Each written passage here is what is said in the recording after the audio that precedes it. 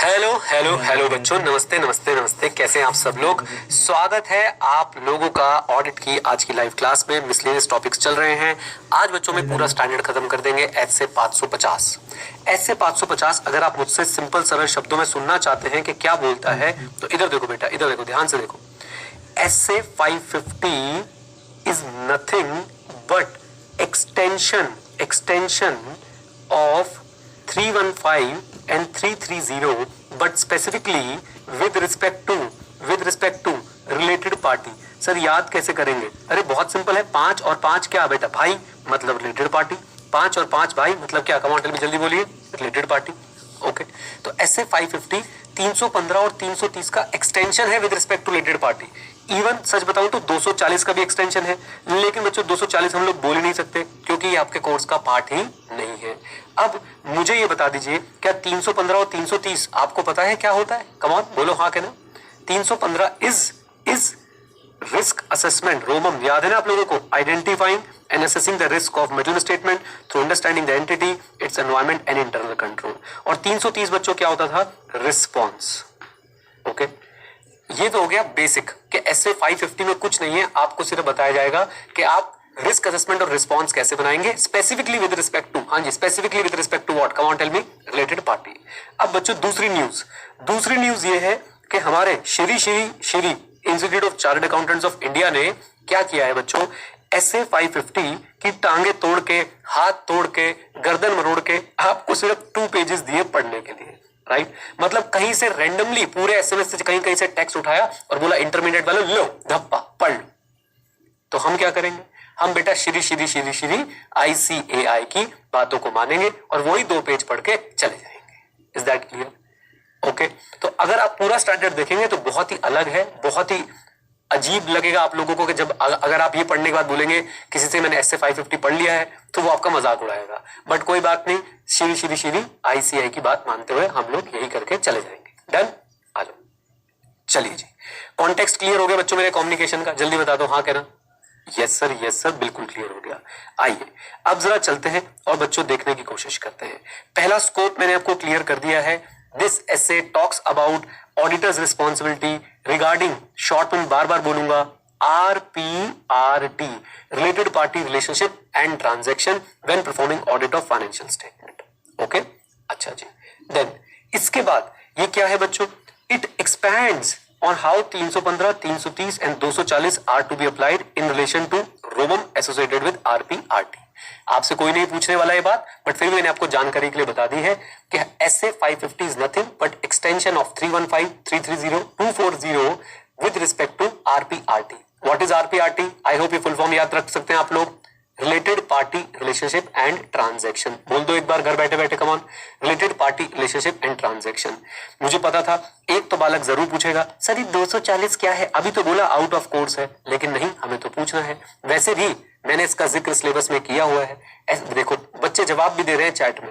240 deals with fraud. Auditor की responsibility क्या है? फ्रॉड को लेके।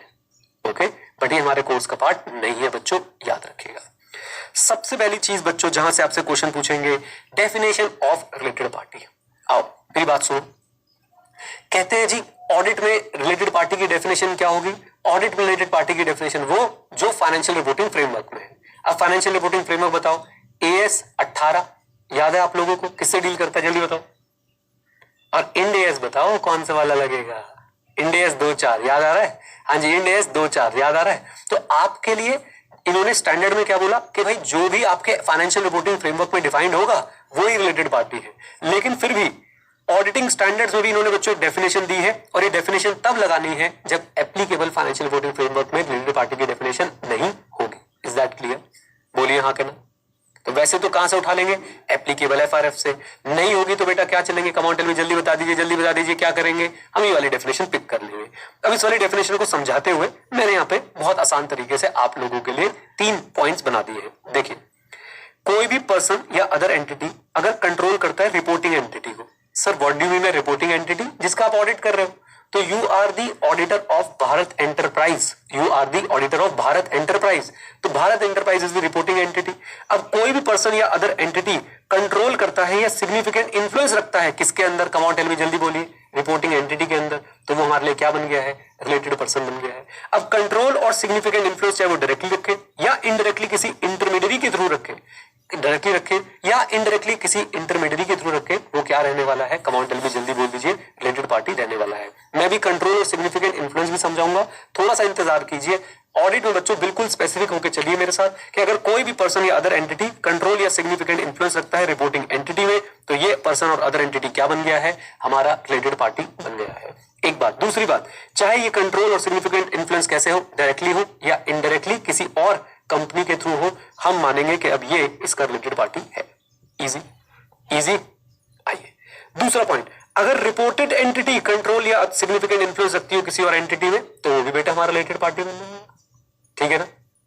यहां पे भी वही बात आएगी कि डायरेक्टली इनडायरेक्टली थ्रू वन और मोर। यस बिल्कुल। कंट्रोल सिग्निफिकेंट इन्फ्लुएंस कैसे हो सकता है? डायरेक्टली भी हो सकता है, इनडायरेक्टली भी हो सकता है। थर्ड पार्ट समझे, अगर एक एंटिटी और reporting entity under common control है, अंडर कॉमन कंट्रोल है मतलब मैं एबीसी को भी कंट्रोल करता हूं और एक्सवाईजी को भी कंट्रोल करता हूं, तो एबीसी और एक्सवाईजी क्या बन गया बेटा? रिलेटेड पार्टी बन गया। अगर अनदर एंटिटी और रिपोर्टिंग एंटिटी कॉमन कंट्रोल में है, किसके कॉमन कंट्रोल में? पहले तो बोल दिया general common control. What is general common control? कि मेरे पास इसका भी 51% शेयर है, उसका भी 51% शेयर है, तो एबीसी और एक्सवाईजी क्या बन गए? Related party. Close family members के कंट्रोल में है, क्लोज फैमिली मेंबर के कंट्रोल में है। हस्बैंड एक कंपनी को कंट्रोल करता है, वाइफ एक एंटिटी को कंट्रोल करती है, तो हम बोल सकते हो दोनों एंटिटी क्या बन जाएंगी? रिलेटेड पार्टी बन जाएंगी। एंड कॉमन की मैनेजमेंट है, यानी कि दो चार्ज विद गवर्नेंस कॉमन है। मान लीजिए एबीसी का सीएफओ एक्सवाईजी के बोर्ड पे भी मेंबर है, एबीसी का सीएफओ एक्सवाईजी के बोर्ड पे भी मेंबर है, तो मैं बोलूंगा भाई इनकी की मैनेजमेंट जो है वो क्या है? कॉमन है। एंड देयरफॉर ये एंटिटीज क्या बन जाएंगी? ये कॉमन कंट्रोल में आ गई हैं, तो ये एंटिटीज क्या बन जाएंगी? रिलेटेड पार्टी बन जाएंगी। मेरी बात सुनिए, इतना ही पढ़िएगा बस। ओके। अब आपके मन में सवाल आएंगे, सब्सिडी, जॉइंट वेंचर, एसोसिएट, मैं थोड़ी थोड़ी उस पर चर्चा कर दूंगा, बट आपको डिटेल में नहीं जाना है बच्चों, याद रखिएगा। अच्छा, किस किस को लगता है हमारा सिलेबस तो बहुत ही छोटा है ऑडिट का? एक बार चैट में हाँ लिख के बता दीजिए जरा, हाँ हमारा सिलेबस तो बहुत ही छोटा है। बताओ बेटा। मैं उन बच्चों के नाम पब्लिकली यूट्यूब पे डालूंगा और देखो, और उनकी सारी डिटेल्स भी शेयर करूंगा। इन बच्चों को लगता है कि सिलेबस बहुत छोटा है, कोई है तो बताओ। नहीं ना? तो आप समझे मेरा बहुत छोटा है। विवेक मिश्रा ने कहा है बहुत छोटा है। बहुत बढ़िया। वीडियो ऑन करो विवेक मिश्रा, वीडियो ऑन करो। रियल आईडी से आओ, आईसीआई वालों, रियल आईडी से आओ, इधर देखो प्लीज। एनीवेज, ध्यान से बच्चों से मेरी बात को सुने। मैंने ये बात क्यों बोली बेटा? हम इस पर पूरा रिसर्च एंड डेवलपमेंट कर सकते हो। मैंने आपको कॉन्टेक्स्ट पहले दे दिया था। आईसीआई ने ऐसे 550 कितने पेज में कंप्लीट करने को बोला है? 2। हम उतने में ही करेंगे, हमें रिसर्च में नहीं जाना है। ठीक है, आ जाओ। मुझे बताओ, क्या रिलेटेड पार्टी की डेफिनेशन याद हो गई आप लोगों को? बोलो हाँ क्या ना। Number 1, as per SA 550 related parties क्या है? जल्दी बोल दो बेटा, as per SA 550 related parties क्या है? बहुत सिंपल है, as defined in applicable financial reporting framework, AS 18 Ind AS 24। अच्छा जी, अगर बच्चों वहां पे डिफाइन नहीं है तो हम लोग क्या करेंगे? ऐसे 550 में वापस आएंगे। कोई भी एंटिटी रिपोर्टिंग एंटिटी को कंट्रोल करती है, सिग्निफिकेंट इन्फ्लुएंस रखती है डायरेक्टली या इनडायरेक्टली, तो बेटा वो क्या है? Related party. किसी भी एंटिटी पे रिपोर्टिंग एंटिटी कंट्रोल रखती है या सिग्निफिकेंट इन्फ्लुएंस रखती है डायरेक्टली इनडायरेक्टली थ्रू वन और मोर सब्सिडरी, तो वो क्या बन जाएगी? Related party. Come on, yes और नो। एंड फाइनली, अगर कोई एंटिटी और रिपोर्टिंग एंटिटी, अगर कोई एंटिटी और रिपोर्टिंग एंटिटी क्या है? जल्दी बता दो बेटा। आपस में, हाँ जी, आपस में एक कॉमन कंट्रोल में काम कर रही हैं, तो भी अनदर एंटिटी और रिपोर्टिंग एंटिटी क्या बन जाएंगी? अपनी रिलेटेड पार्टी बन जाएंगी। सर इसका तो मतलब ये है कि गवर्नमेंट की जितनी भी एंटिटीज है वो तो आपस में रिलेटेड है ही, क्योंकि वो तो कॉमन कंट्रोल में काम कर ही रही है। स्टैंडर्ड बनाने वालों को ये पता था कि तुम ऐसा करोगे, ऐसा सोचोगे। सिर्फ आभा के पास थोड़ी ना ऐसी बातें सोचने का राइट, तुम भी सोच सकते हो। अब मेरी बात सुनो, तो इसके लिए क्लैरिफिकेशन दी गई कि भैया गवर्नमेंट एंटरप्राइजेस को आप रिलेटेड नहीं मानेंगे, माना वो कॉमन कंट्रोल में है, लेकिन आप गवर्नमेंट एंटरप्राइजेस को रिलेटेड नहीं मानेंगे तब तक जब तक वो आपस में सिग्निफिकेंट ट्रांजैक्शन ना करें। यानी गवर्नमेंट ओन्ड 2 कंपनी, आंख बंद करके आप उनको रिलेटेड पार्टी नहीं बोल सकते जब तक उनके बीच में क्या ना हो रही हो? सिग्निफिकेंट ट्रांजैक्शन ना हो रही हो। आप मेरे को नोटिस करें, मैंने बच्चों कई टर्म्स पे चर्चा ही नहीं कर रहा। What is significant transaction? सानू की नहीं बोलना हमने कुछ, बस सिग्निफिकेंट ट्रांजैक्शन, जितना बोला उतना सिग्निफिकेंट ट्रांजैक्शन। ओके इस पे हम कब काम कर सकते हैं? जब आपका सीए कंप्लीट हो जाए, मैं इंटरमीडिएट भी नहीं कह रहा, जब आपका सीए कंप्लीट हो जाए उसके बाद आए, फिर हम लोग जो है इस आर्टिफिशियल इंटेलिजेंस के जमाने में बैठ के सोचेंगे, समझेंगे, जानेंगे कि सिग्निफिकेंट ट्रांजैक्शंस का यहाँ पे क्या मतलब है, उसके पीछे की प्रोनाउंसमेंट्स, रूलिंग्स, आईसीए का गाइडेंस नोट, गवर्नमेंट की जो भी गाइडलाइंस होंगी सब पढ़ डालेंगे बेटा, लेकिन सीए बनने के बाद। ओके आ जाओ सर, आप सीए के बाद भी क्लासेस देते हो? एनीवेज अभी बताता हूँ। सोचने का राइट तो है पर इतनी बुद्धि नहीं है। अच्छा आ जाओ मेरी बात सुनो, देखो however entities that are under common control by a state that is national, regional, local government, यानी जो कॉमन कंट्रोल में है गवर्नमेंट के, are not considered related party unless they engage in, मेरे साथ, unless they engage in what, come on tell me, जल्दी बोलो, significant transaction और share resources to a significant extent with one another. पता नहीं आपको क्या दिखाई दे रहा है, मुझे तो यहाँ पे 2 नंबर का करेक्ट इनकरेक्ट दिखाई दे रहा है, 1 नंबर का एमसीक्यू दिखाई दे रहा है। इधर देखो, 2 state owned enterprises, 2 central government owned enterprises, come on, 2 central government owned enterprises related party मानी जाएंगी बिकॉज वो कॉमन कंट्रोल में है। Correct incorrect, correct incorrect, incorrect, बिल्कुल इनकरेक्ट। Why incorrect? क्योंकि भाई साहब ये क्लैरिफिकेशन दी गई है इससे 550 में कि एंटिटीज जो कॉमन कंट्रोल में है गवर्नमेंट के, उनको रिलेटेड पार्टी तब तक नहीं मानेंगे जब तक उनके बीच में सिग्निफिकेंट ट्रांजैक्शन ना हो या सिग्निफिकेंट रिसोर्स शेयरिंग ना हो। देख रहे हैं बच्चों कैसे क्वेश्चन बना के पूछेंगे आपसे? हेलो 1 2 3 4 चेक, आ जाओ प्लीज। और आप जो मुझे पूरी मार्केट की बातें बताते रहते हैं, मैं सुनता रहता हूँ। एक टीचर ने इसी एसएस से क्लास स्टार्ट करी थी और 4-5 क्लास तक यही पढ़ाते रहे। भाई मैं तो इसको लास्ट में लेके आया हूँ घसीट के, मैंने कहा सब हो जाएगा तब पढ़ा दूंगा, बट कोई बात नहीं, सह लेंगे। और 2-3 बच्चों ने नाम भी लिख दिया, मतलब तुम सारी घाट का पानी पी के आए हो क्या? चल क्या रहा है भाई, तुम्हें सबके बारे में सब पता होता है। एनीवेज, हाँ जी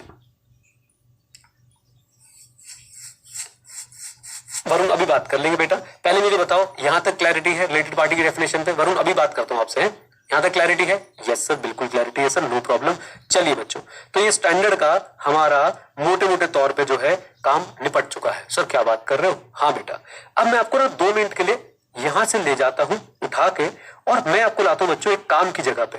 वो काम की जगह पे क्या है? वो ये है, ये लो भाई, सीधा मैं आपको ये 2 टॉपिक पढ़ाऊं, एक ये टॉपिक पढ़ाऊंगा और एक ये टॉपिक पढ़ाऊंगा और ये, फिर उसके बाद मिसलेनियस आइटम्स बच जाएंगे, उनको कंप्लीट करेंगे। इधर देखिए, ऐसे 550 में ऑडिटर का क्या रोल है आपको समझ में आ गया? 315-330 करेंगे विद रिस्पेक्ट टू आरपीआरटी। यानी अब आप बच्चों ऐसे मतलब क्या 315-330 करेंगे ना, आप स्मार्ट हो, risk assessment and response to risk देंगे with respect to related party relationship and transaction. यही तो काम है ऑडिटर का। हमने रिलेटेड पार्टी रिलेशनशिप ट्रांजेक्शन की जो है वो रिलेटेड पार्टी रिलेशनशिप की डेफिनेशन जो है वो पढ़ ली है। आ जाओ प्लीज, इधर देखिए जरा। नाउ अंडरस्टैंडिंग दी एंटिटीज आरपीआरटी, अंडरस्टैंडिंग दी एंटिटीज आरपीआरटी देखते हैं जरा, आप कैसे अंडरस्टैंडिंग ऑब्टेन करेंगे आरपीआरटी की? बच्चों समझे 315 हो रहा है? कम ऑन गाइस, क्या हो रहा है? अब ये लैंग्वेज समझ पा रहे हो जो मैं बोल रहा हूं? क्या हो रहा है? 315 हो रहा है? क्या वर्ड लिखा है? अंडरस्टैंडिंग दी आरपीआरटी। तो हमने क्या बोला था कि भाई 550 is nothing but extension of what, 315 and 330। तो भी हम 315 कर रहे हैं आरपीआरटी को लेके। डायरेक्ट क्वेश्चन बनेगा, डायरेक्ट क्वेश्चन बच्चों लीजिए। तो आप लोग कैसे अंडरस्टैंडिंग ऑब्टेन करेंगे? आप लोग करेंगे इंक्वायरी फ्रॉम मैनेजमेंट। बोलो क्या करने वाले हैं? Inquiry from management. मैनेजमेंट से पूछेंगे आइडेंटिटी बता दो, और अगर कोई चेंज हुआ है पुराने पीरियड से तो वो बता दो। फॉर एग्जाम्पल चेंज हुआ है भाई, पिछले साल कोई आपकी सब्सिडी थी, इस साल वो आपकी सब्सिडी नहीं है, तो हमें वो भी जानना है। भाई पिछले साल कोई कंपनी आपकी सब्सिडी नहीं थी, वो नई सब्सिडी बनी है इस साल, हमें वो भी जानना है। तो बेसिकली हम जानना चाहते हैं identity of the entities related party and the changes from the prior period. पहला पॉइंट आइडेंटिटी एंड चेंजेस।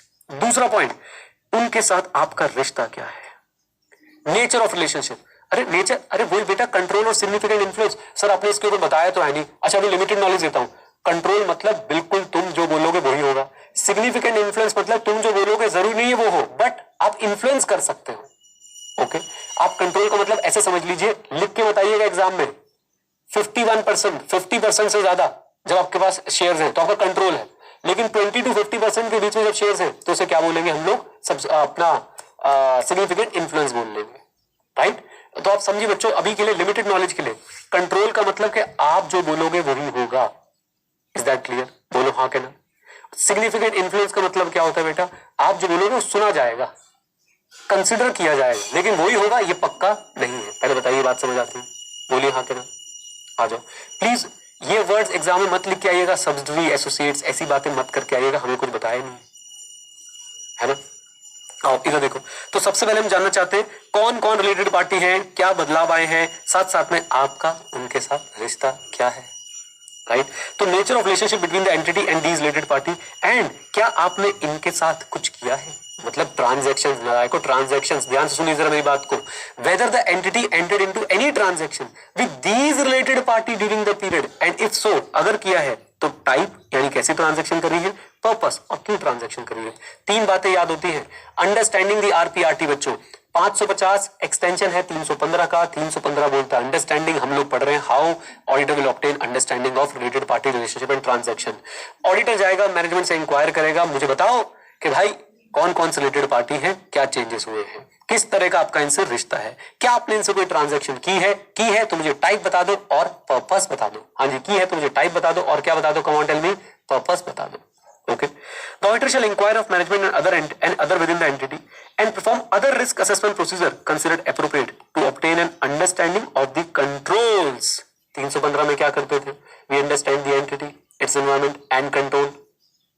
यहां पे भी क्या कह रहे हैं कि ऑडिटर बाबू कंट्रोल भी समझेंगे if any in that management has established to do what. देखो इधर देखो बच्चों, कंट्रोल्स क्यों जरूरी है? आरपीआरटी में किस चीज का कंट्रोल चाहिए? सबसे पहला कंट्रोल चाहिए to identify the related party relationship and transaction. क्यों? हो सकता है भाई आपको लग रहा हो कि आप अपने भाई के साथ ही तो ट्रांजैक्शन कर रहे हो, आपको पता ही नहीं है कि भाई रिलेटेड पार्टी है, उसके साथ ट्रांजैक्शन करते समय किन किन बातों का ध्यान रखना है। हेलो, तो ऑडिटर जाके एंटिटी से पूछेगा, एंटिटी मुझे अपने कंट्रोल समझा दो कि आपके पास क्या क्या कंट्रोल्स हैं जिसके थ्रू आप क्या करते हो। नंबर 1, आइडेंटिफाई करते हो कि भाई रिलेटेड पार्टी है या नहीं है। आपको पता है कंट्रोल्स कैसे होते हैं? किसी भी व्यक्ति के साथ कोई बिजनेस करने से पहले एक चेकलिस्ट होती है, उस चेकलिस्ट पे लिखा होता है भाई चेक कर लो आपका इसके साथ कोई ट्रांजैक्शन, कोई रिलेशन तो नहीं बन रहा है किसी भी तरीके का। इवन कंपनी लॉ में भी आप लोग जाके पढ़ेंगे, डायरेक्टर्स वगैरह अगर अपने रिश्तेदारों के साथ कोई ट्रांजैक्शन कर रहे होते हैं तो उनको बच्चों फुल डिस्क्लोजर देना पड़ता है। अगर वो किसी ऐसे कॉन्ट्रैक्ट में पार्टिसिपेट कर रहे हैं जिस कॉन्ट्रैक्ट के थ्रू उनके रिश्तेदारों को, उनके नोन को कोई बेनिफिट पहुंचने वाला है, उन्हें फुल डिस्क्लोजर देना पड़ता है, कॉन्फ्लिक्ट ऑफ इंटरेस्ट की स्टेटमेंट देनी पड़ती है। हेलो हेलो हेलो, ओके बस इस तरह डिटेल नहीं, मेरी बात को समझिए। हम लोग बच्चों पहले बताओ क्या क्या समझ चुके हैं, हम लोग क्या क्या समझ चुके हैं। हम लोग ये समझ चुके हैं, अच्छा जी मैनेजमेंट से इंक्वायरी करके हमें पता चल गया कौन कौन से रिलेटेड पार्टी है, चेंजेस क्या हुए हैं। एक बात, इनके साथ कोई ट्रांजैक्शन हुई है तो ट्रांजैक्शन का टाइप और पर्पस हम लोग समझ चुके हैं। दूसरी बात, तीसरी बात बच्चों हम लोग क्या समझ चुके हैं कि इनके साथ हमारा रिश्ता क्या है, नेचर। चौथी बात में आपको क्या कह रहे हैं कि ऑडिटर को क्या समझना है, कंट्रोल समझ रहे हैं। और क्या कंट्रोल समझ रहे हैं, कौन कौन से कंट्रोल्स काम कर रहे हैं। To identify, account and disclose the RPRT in accordance with applicable financial reporting framework. Simple word में बोलूं, मैनेजमेंट तुम्हारी कोई पॉलिसी है जिससे मैं ये जान सकूं कि आप आरपीआरटी को कैसे आइडेंटिफाई करते हो, कैसे उसकी अकाउंटिंग करते हो और कैसे उसका डिस्क्लोजर करते हो, राइट।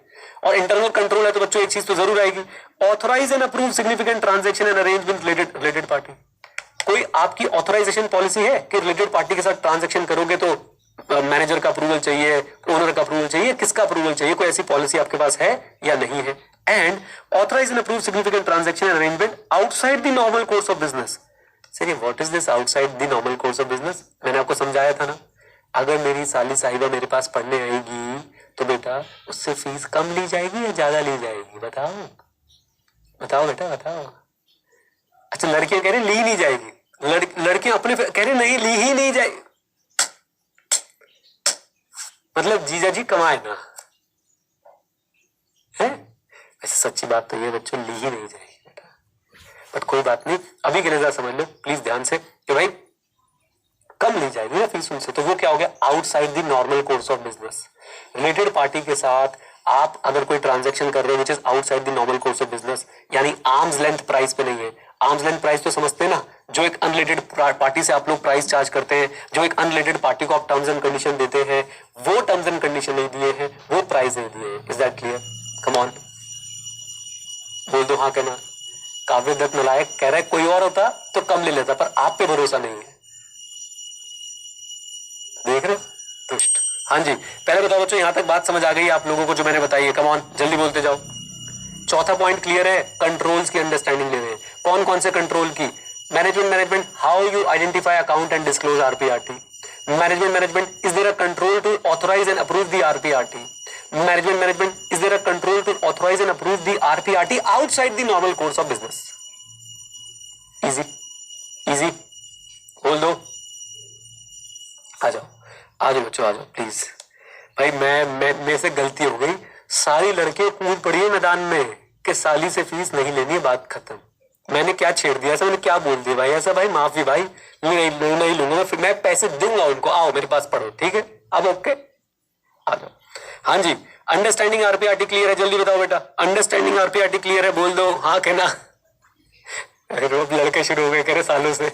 और दुष्टो रुक जाओ तुम, भाई गलती हो गई। नहीं रिलेटेड पार्टी मतलब कोई भी और, सालों को छोड़ दो बेटा प्लीज। यहां तक क्लैरिटी है? जल्दी बताओ, एक बार रिवाइज करा दो बच्चों टॉपिक, बस आप सीरियस हो जाओ, वापस आ जाओ। अंडरस्टैंडिंग दी आरपीआरटी, वेरी सिंपल।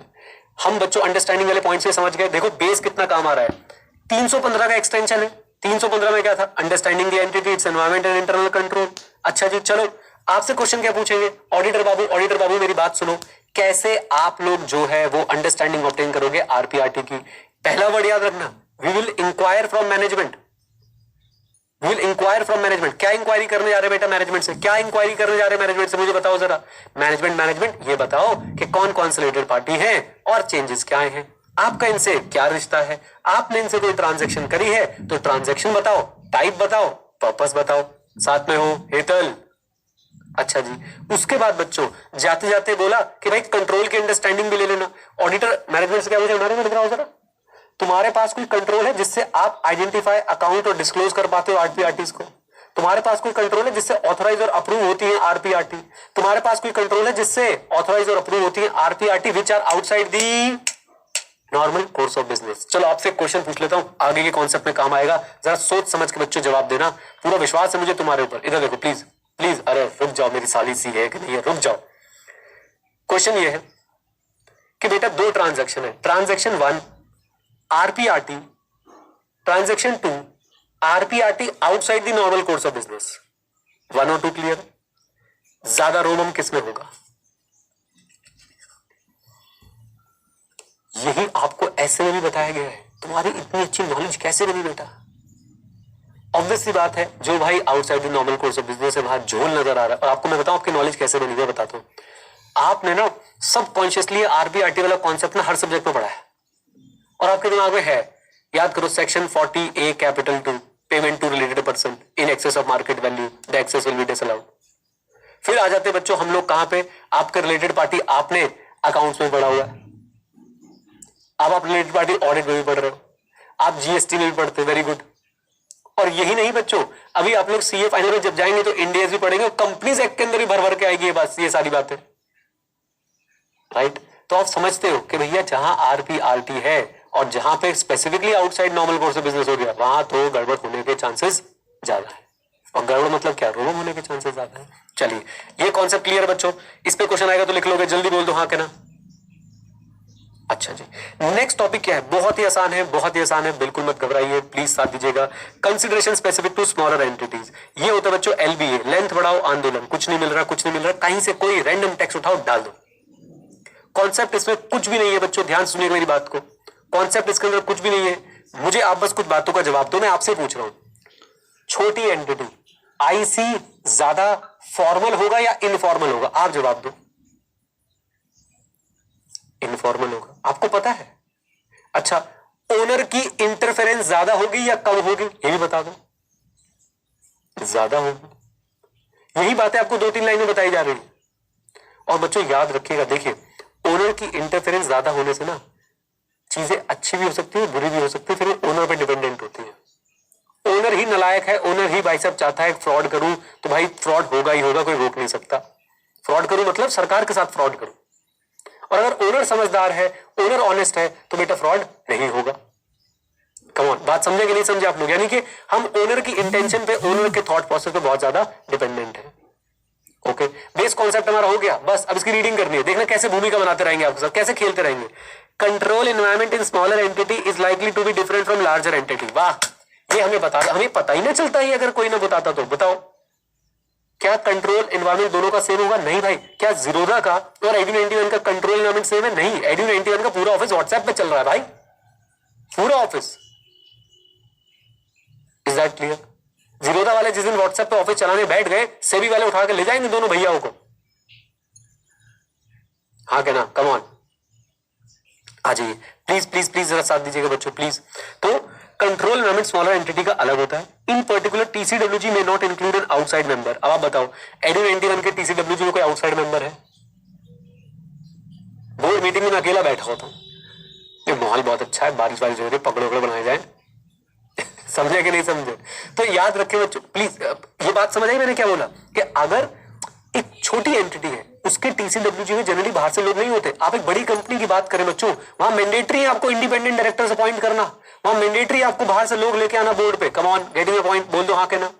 इस सिर्फ आपको बच्चों एक भूमिका बना रहे हैं और कुछ नहीं। अच्छा, एंड रोल ऑफ गवर्नेंस में be undertaken directly by the owner manager where no other owner exist. तो पहली लाइन में आपको क्या समझाया गया? बहुत सिंपल सी बात है, छोटी एंटिटी का कंट्रोल एनवायरमेंट अलग होता है, टीसीडब्ल्यूजी में बाहर से कोई नहीं होता है, गवर्नेंस की सारी बातें ओनर ही करता है। Is that clear? बोल दो हाँ के ना।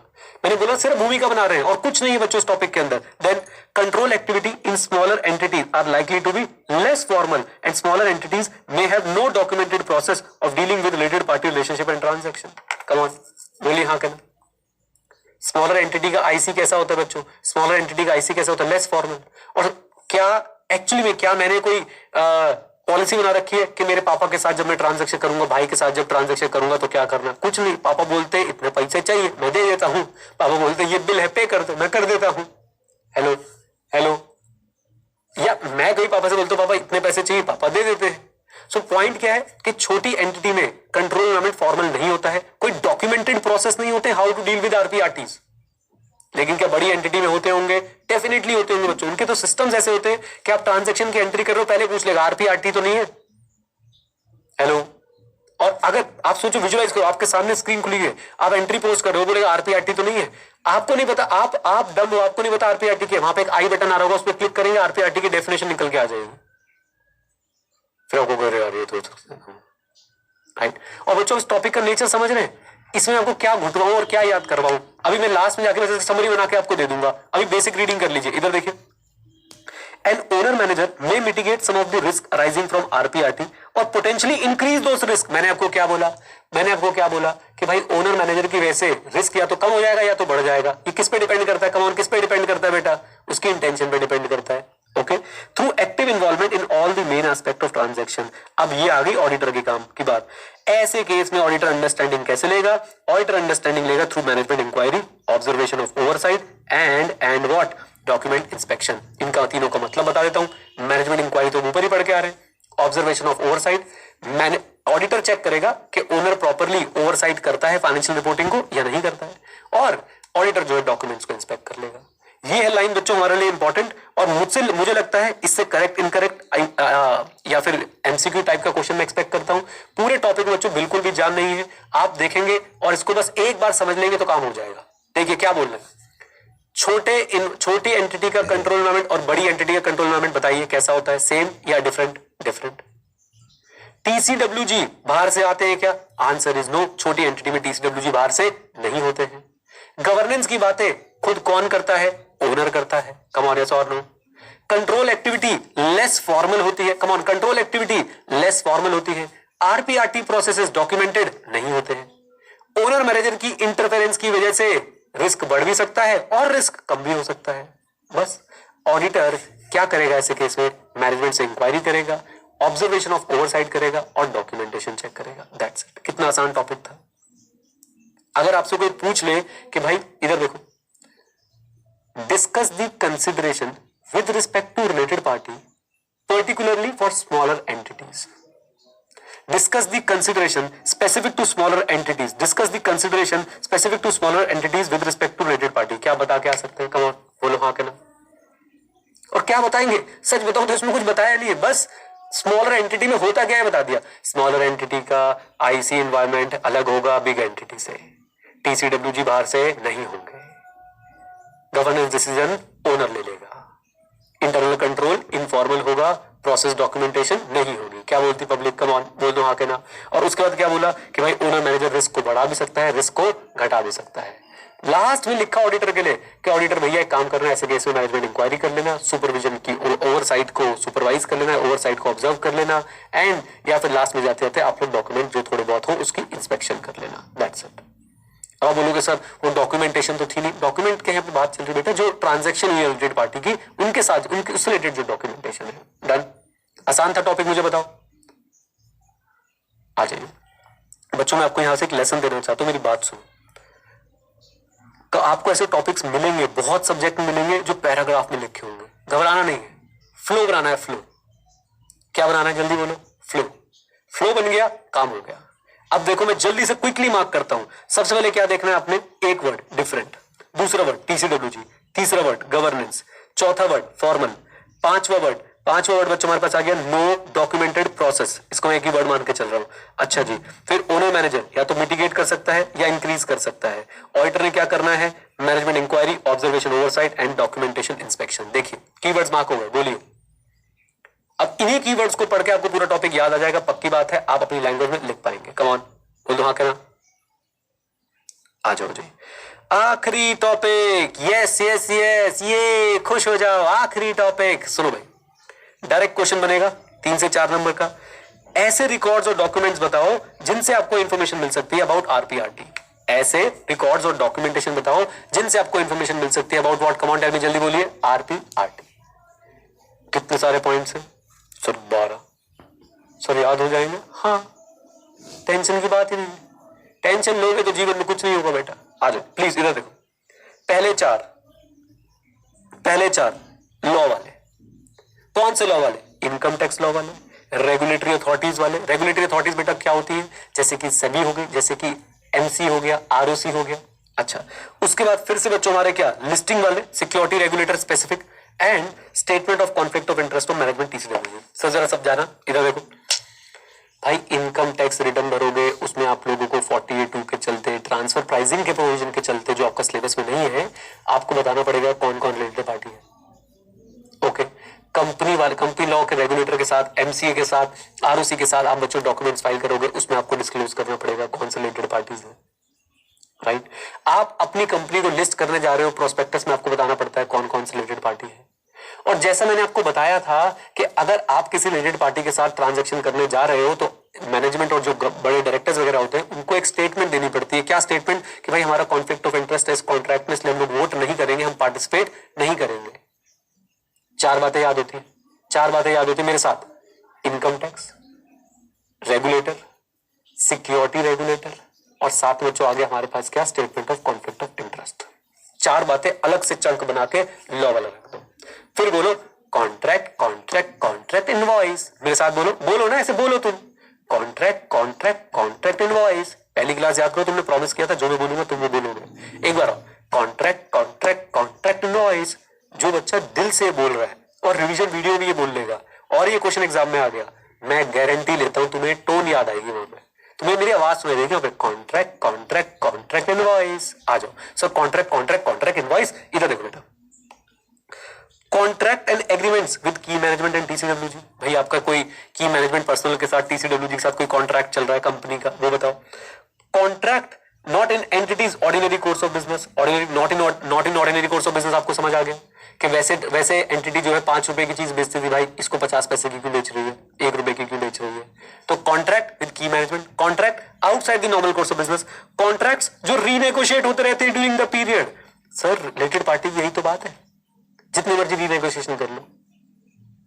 Getting a point. And finally हम लोग क्या देखने वाले हैं, specific invoice and correspondent from entities professional adviser. अब ये कैसे होगा, इधर देखो बेटा। हो सकता है कंपनी ने किसी प्रोफेशनल एडवाइजर से ओपिनियन लिया हो रिलेटेड पार्टी ट्रांजैक्शन करने से पहले, तो उसका इनवॉइस आया हुआ है। एक CA का इनवॉइस दिख रहा है आपको, उस इनवॉइस पे लिखा है opinion for related party relationship and transaction. आप ऑडिटर हो तो आप देखोगे ना, अच्छा आपने related party relationship and transaction के लिए कोई ओपिनियन लिया था, कोई आपने एडवाइस ली थी, तो इसका मतलब अब हम इस पर सर्च करना चाहेंगे रिलेटेड पार्टी कौन है, कैसे काम करती है, क्या इसके साथ आपकी ट्रांजैक्शन हुई है। कम ऑन बोलिए। 8 याद हो गए बच्चों, कितने होते हैं 8? हाँ 8 याद हो गए, जल्दी बताओ। पहला इनकम टैक्स, दूसरा रेगुलेटर, तीसरा सिक्योरिटी रेगुलेटर, चौथा statement of conflict of interest, फिर contract contract contract invoice. Done. अब उसमें कॉन्ट्रैक्ट में भाई साहब याद रखना कि कॉन्ट्रैक्ट कौन कौन से हैं। पहला कॉन्ट्रैक्ट आपका किससे, की मैनेजमेंट और टीसीडब्ल्यूजी से। दूसरा कॉन्ट्रैक्ट आपका किससे, outside the normal course of business. तीसरा कॉन्ट्रैक्ट जो रीनेगोशिएट हो रहा है बार बार। और इनवॉइस किसका बच्चों, प्रोफेशनल एडवाइजर का। कितने बच गए, 4 और बच गए। कम ऑन, कितने बच गए, 4 और बच गए। ये बहुत आसान है। कागज, कागज दिखाओ, कागज। कागज मतलब डॉक्यूमेंट चाहिए, इंटरनल ऑडिटर की रिपोर्ट, शेयर होल्डर का register, life insurance policy and investment के रिकॉर्ड्स। मेरे साथ साथ इंटरनल, पहले सुन लो फिर समझाऊंगा। कागज चाहिए, कागज, इंटरनल ऑडिटर की रिपोर्ट, शेयर होल्डर का रजिस्टर, लाइफ इंश्योरेंस पॉलिसी और इन्वेस्टमेंट का रजिस्टर। और तोड़ना है, 2 रजिस्टर वाले हो गए, share holder register, investment register. Done. एक इंटरनल ऑडिट हो गया और एक बच्चों हमारे पास क्या रह गया, सिर्फ और सिर्फ लाइफ इंश्योरेंस पॉलिसी। सर समझा दो जरा। हाँ बेटा, फिर से ये तो बच्चों हम लोग पूरा रिसर्च करके आ चुके हैं। एसए 610 इंटरनल ऑडिटर की रिपोर्ट में क्या रिलेटेड पार्टी पे डिस्कशन हो सकता है, बिल्कुल, क्योंकि इंटरनल ऑडिटर के 3 मेन काम होते हैं, risk management, corporate governance and साथ साथ में आपका इंटरनल कंट्रोल। तो वहां से हमें काफी हिंट्स मिल सकते हैं आरपीआरटी को लेकर। सर शेयर होल्डर रजिस्टर, अरे शेयर होल्डर रजिस्टर से आपको पता चल जाएगा ना बड़े शेयर होल्डर्स कौन है, फिर चेक कर लो उनके साथ कोई ट्रांजेक्शन तो नहीं हुई है। अच्छा, सो लाइफ इंश्योरेंस पॉलिसी, हाँ भाई, कंपनी ने अगर किसी व्यक्ति की लाइफ इंश्योरेंस पॉलिसी करवा रखी है, जनरली कोई भी अपने इंप्लॉइज की लाइफ इंश्योरेंस पॉलिसीज नहीं लेता है बच्चों, पर्सनल लाइफ इंश्योरेंस पॉलिसीज। वो ग्रुप इंश्योरेंस ले लेंगे, मेडिकल इंश्योरेंस ले लेंगे, लेकिन किसी व्यक्ति विशेष की भाई साहब लाइफ इंश्योरेंस पॉलिसी करवा रखी है, तो आप देख सकते हो कि ये तो भाई हो सकता है कंपनी को भी खास हो। कम ऑन, यस और नो। एंड फाइनली हमारे पास क्या आ गया, records of entity investment and those of its pension plan. In simple words, देखो एंटिटी अपना पैसा कहाँ इन्वेस्ट कर रही है, अपने एम्प्लॉय का जो पैसा वो डिडक्ट करती है पेंशन के नाम पे, किसी और फंड के नाम पे, वो कहाँ इन्वेस्ट कर रही है।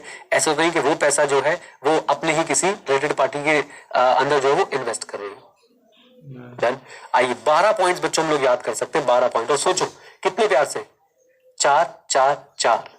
ओके, पहले चार बच्चों, लॉस रिलेटेड, इनकम टैक्स। दूसरा क्या था, जल्दी बोलो, रेगुलेटर। तीसरा क्या था, आपका सिक्योरिटी रेगुलेटर, प्रोस्पेक्टस का केस। और चौथा पॉइंट बच्चों क्या था, चौथा पॉइंट हमारे पास क्या रहा था, लॉ वाला। जल्दी बोलो, जल्दी से बोल दो। चौथा पॉइंट रेगुलेटर वाला क्या था हमारे पास, वो था कॉन्फ्लिक्ट ऑफ इंटरेस्ट की स्टेटमेंट, लॉ वाला। ठीक है ना, डन। अगले 4, कॉन्ट्रैक्ट इनवॉइस। अच्छा जी, तो हम लोग क्या करने वाले हैं, सबसे पहले कौन सा कॉन्ट्रैक्ट का आगे हुआ बताओ मुझे, ये तो मुझे भी याद है, कॉन्ट्रैक्ट इनवॉइस। कॉन्ट्रैक्ट टीसीडब्ल्यूजी और की मैनेजमेंट के साथ, contract outside the normal course of business, contract renegotiate जो बार बार हो रहा है, प्रोफेशनल एडवाइजर का इनवॉइस। और फिर तो कुछ बताइए, कागज है, इंटरनल ऑडिटर की report, register of share holder, life insurance policy and register of investment. जब मैं एक 40 साल का व्यक्ति बिना देखे एक बार पढ़ के याद कर सकता है, तो तुम भी कर सकते हो। तुम्हारी मेमोरी मुझसे ज्यादा शार्प है बच्चों। अब आप बोलोगे सर आप तो बार बार पढ़ाते हो, अरे भाई मैंने तो पहली बार, और मैं आपको सच बताऊं, हर बार बच्चों को कोई ना कोई नई टेक्निक से पढ़ा रहा हूं। पिछले बैच में देख लेना, मैंने कुछ और टेक्निक से पढ़ाया होगा। और अगर मैं इसको 3-4 बार रिवाइज कर लूं, मुझे बताओ, अगर मैं इसे 3-4-5 बार रिवाइज कर लूं बच्चों रिवीजन वीडियो के थ्रू ऐसे बात कर करके, क्या ये याद रह जाएगा? यस। पहली कोशिश क्लास में ही मल्टीपल टाइम्स रिवाइज कराओ, दूसरी कोशिश रिवीजन वीडियो दे दो, फिर तीसरी कोशिश आपकी तरफ से कि उसका यूज करो। डन। लीजिए, ये बच्चों एसे के जो मेन पार्ट्स थे ना वो खत्म हो गए। अब क्या बचा, अब इस एसे में बचा है आईसीआई द्वारा फैलाया गया रायता। अब उस रायते को हम लोग बच्चों कंप्लीट करते हैं। आ जाओ जरा मेरे साथ, ये 2 छोटे छोटे से टॉपिक हैं, उनको भी कंप्लीट कर लेते हैं। लो भाई लो, तो अब हमारे पास बच्चों बच क्या क्या गया है। देखो, सबसे पहले तो मैंने आपको रिलेटेड पार्टी का मीनिंग बताया था। रिलेटेड पार्टी मतलब एज डिफाइंड इन एफआरएफ। फिर अगर ना दे रखा हो एफआरएफ में तो हम लोग क्या देखते थे, अगर एक एंटिटी कंट्रोल या सिग्निफिकेंस इन्फ्लुएंस रखती है रिपोर्टिंग एंटिटी पे, अगर रिपोर्टिंग एंटिटी कंट्रोल या सिग्निफिकेंट इन्फ्लुएंस लगती है अनदर एंटिटी पे, यही बातें बताई थी। नीचे बच्चों को समझाया गया है कि कंट्रोल और सिग्निफिकेंट इन्फ्लुएंस का मतलब क्या है। कंट्रोल और सिग्निफिकेंट इन्फ्लुएंस का मतलब क्या है? ओके, देखिए सिर्फ एक ही डिफरेंस है बच्चों। Control is power to govern the financial and operating policies, ध्यान से सुनिएगा, power to govern the financial and operating policies. And significant influence क्या है बच्चों, is participate, power to participate in financial and operating policy. Language देखिए बच्चों, control यानी कि आप गवर्न कर सकते हो फाइनेंशियल एंड ऑपरेटिंग पॉलिसीज को, किसको लोन देना है, किसको लोन नहीं देना है, कौन सा प्रोडक्ट लॉन्च करना है, कौन सा प्रोडक्ट लॉन्च नहीं करना है, राइट। और सिग्निफिकेंट इन्फ्लुएंस, वर्ड बोलो, सिग्निफिकेंट इन्फ्लुएंस का वर्ड बोलो, जल्दी बोलो, सिग्निफिकेंट इन्फ्लुएंस का वर्ड बोलो बेटा, वेरी गुड। मैं देख पा रहा हूं जो लोग बोल रहे हैं, जो लिख भी दो चैट में, वेरी गुड। पार्टिसिपेट, मतलब क्या है? गवर्न, आपकी चलेगी, आप जो बोलोगे वो होगा। और सिग्निफिकेंट इन्फ्लुएंस का मतलब क्या है? कम ऑन टेल मी, जल्दी बोल दीजिए। You can only participate. Is that clear? अब थोड़ा फॉर्मली बच्चों इसको अगर रीड कर लेते, इधर देखिए हम लोग पढ़ क्या रहे हैं? हम लोग पढ़ रहे हैं साहब कंट्रोल और सिग्निफिकेंट इन्फ्लुएंस का मतलब क्या है। एफआरएफ के अंदर कई बार समझाया गया है, उसका जो बेसिक है वो आपके सिलेबस में डाल दिया गया और वो क्या बोला गया है इधर देखिए। कंट्रोल का मतलब है power to govern the financial operating policies so as to obtain benefit from its activity. मतलब अगर मैं किसी भी एंटिटी से कोई ऐसा काम करवा सकता हूं जो मैं बोलूंगा वो होगा ही होगा, और उसमें बेनिफिट एक्सट्रैक्ट कर सकता हूं। हो सकता है मुझे कोई कॉन्ट्रैक्ट चाहिए हो, मुझे कोई लोन चाहिए हो कम पैसों पे, कम रेट पे, राइट। बेनिफिट एक्सट्रैक्ट करना समझ गए कि मैं अपनी ही कंपनी से अपने आप को लोन दिलवा रहा हूं कम रेट ऑफ इंटरेस्ट पे। ओके, तो वो हो गया कंट्रोल। और सिग्निफिकेंट इन्फ्लुएंस की बात करूं तो सिग्निफिकेंट इन्फ्लुएंस शेयर ओनरशिप से आ सकता है, किसी लॉ से आ सकता है, या एज पर सम एग्रीमेंट आ सकता है। Is power to participate in the financial and operating policies. Key word बच्चों यहाँ पे पार्टिसिपेट है और यहाँ पे क्या है? गवर्न है, राइट। और financial operating policy decision of an entity but is not control over those policies. Control नहीं है हमारा, गवर्न नहीं कर सकते, डिसीजन हमारा नहीं चलेगा, हम डिसीजन में पार्टिसिपेट कर सकते हैं, इनपुट दे सकते हैं, तो सिग्निफिकेंट इन्फ्लुएंस माना जाएगा। आपको जो भी बताओ ना सिग्निफिकेंट इन्फ्लुएंस के बारे में, उसे बैग में पैक करिए और गंगा में बहा दीजिए। मुझे पता है तुम्हारे अंदर से निकल के आ रहा होगा इनकम टैक्स। सिग्निफिकेंट इन्फ्लुएंस 20% और मोर वोटिंग पावर और इक्विटी शेयर। मैं कह रहा हूं उसे गंगा में बहा के आ जाओ, यही लिख के आना, प्लीज यही लिख के आना बच्चों। Getting a point? आपसे जब ऐसे 550 के कॉन्टेक्स्ट में कंट्रोल की बात हो तो आप बोलेंगे, आप क्या बोलेंगे? Power to govern. ओके, और जब आपसे सिग्निफिकेंट इन्फ्लुएंस की बात हो तो आप बोलेंगे पावर टू पार्टिसिपेट। बाकी कॉमन है, financial and operating policies. Done? लीजिए नाउ, ये बच्चों एक इंपॉर्टेंट क्वेश्चन देखिए, यहां पे क्या बन सकता है? अगर आप बनाना चाहो बच्चों, करेक्ट इनकरेक्ट बना दोगे, करेक्ट इनकरेक्ट बना दोगे। कैसे करेक्ट इनकरेक्ट बना दोगे? देखो, significant influence means power to govern the financial and operating policies. Power to govern the financial and operating policies, incorrect. Reason क्या देखे आओगे? सिग्निफिकेंट इन्फ्लुएंस का मतलब होता है power to participate in the financial and operating policies, while control का मतलब होता है power to govern in the financial and operating policies so that we can obtain benefits from that activities. Done? बोल दो हाँ कहना, आ जाओ प्लीज बच्चों।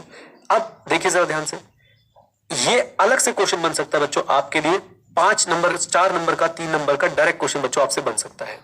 प्लीज देखिएगा, the existence of following relationship may indicate the presence of control और significant influence. अगर मैं बच्चों एक कंप्लीट क्वेश्चन बनाना चाहूं तो बोलता था क्या बनेगा? What do you mean by significant influence and control? A, and discuss the relationship which may indicate the presence of control और सिग्निफिकेंट इन्फ्लुएंस। क्वेश्चन समझ में आया आप लोगों को कि कंट्रोल और सिग्निफिकेंट इन्फ्लुएंस से आपका मतलब क्या है? और साथ साथ में मुझे वो रिलेशनशिप बताओ जिनसे इंडिकेशन मिलता हो कि भाई यहां पे कंट्रोल या सिग्निफिकेंट इन्फ्लुएंस है। हेलो, लिखवा दूं ये क्वेश्चन? लिखवा दूं ये क्वेश्चन? कैसे पूछेंगे? आओ लिख लो, क्वेश्चन लिख लो बच्चों ये वाला, प्लीज ये क्वेश्चन जरा लिख लीजिए।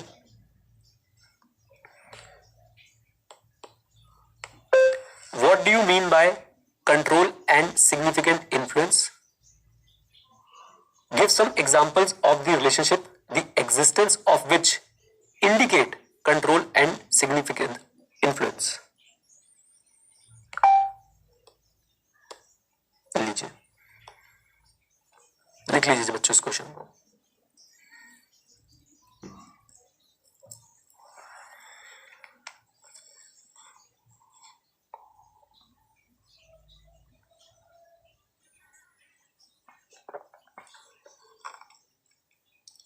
डन?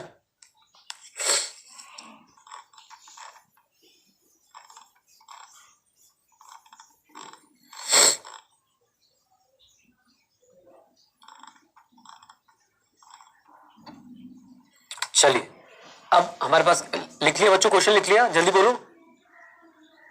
अच्छा लिख लो, कोई बात नहीं, लिख लो, आराम से लिख लो। मैंने थोड़ी फास्ट लिख दिया।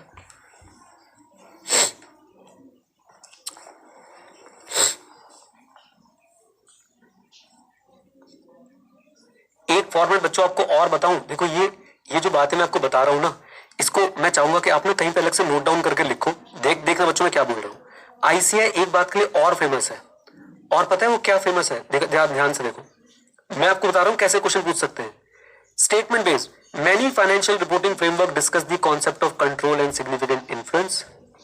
What do they generally explain? And and give the example of relationship which might indicate the existence of control and significant influence. देख रहे बच्चों मैंने आपके साथ कैसे खेला किया है. मैंने इसी टॉपिक की एक लाइन उठाई है और बच्चों आपके लिए क्वेश्चन तैयार कर दिया. अब बच्चा ऐसे क्वेश्चन देख के पता क्या बोलता है, आउट ऑफ कोर्स क्वेश्चन है. नहीं भाई, आप पकड़ नहीं पाएंगे क्वेश्चन कहां से पूछा है. और मैंने आपको एक लेक्चर मुझे अच्छी तरह याद है बोला था कि जब भी आप किसी टॉपिक को पढ़े जरूर सोचे इससे क्वेश्चंस कैसे पूछे जा सकते हैं. और कई बार मैं आपकी ट्रेनिंग भी करता हूं, एक टॉपिक पढ़ा के आपको बताता हूं कि कैसे जो है इस पे से क्वेश्चन बन सकता है. हेलो,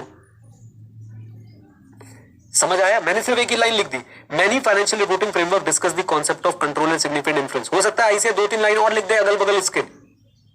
अल्टीमेटली आपसे क्या पूछ रहा है कि बताओ भाई कंट्रोल और सिग्निफिकेंट इन्फ्लुएंस क्या होता है, और उन रिलेशनशिप के एग्जांपल दो जिससे इंडिकेशन मिलता है कि कंट्रोल और सिग्निफिकेंट इन्फ्लुएंस एग्जिस्ट करता है. Is that clear to everyone? बताइए.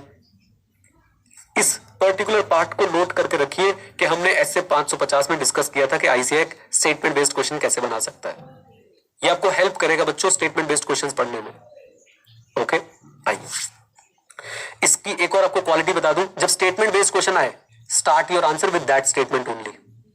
जब स्टेटमेंट बेस्ड क्वेश्चन आए तो start your answer with that statement only. For example अगर ऐसा क्वेश्चन आ गया तो मैं अपना आंसर कैसे शुरू करूंगा? क्वेश्चन से उठा लूंगा. Many financial reporting framework discuss the concept of control and significance. They generally explain that control ये होता है, सिग्निफिकेंट इन्फ्लुएंस ये होता है.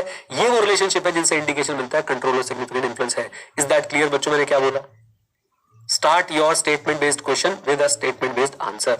ओके जी, आइए प्लीज प्लीज बच्चों प्लीज देखिए.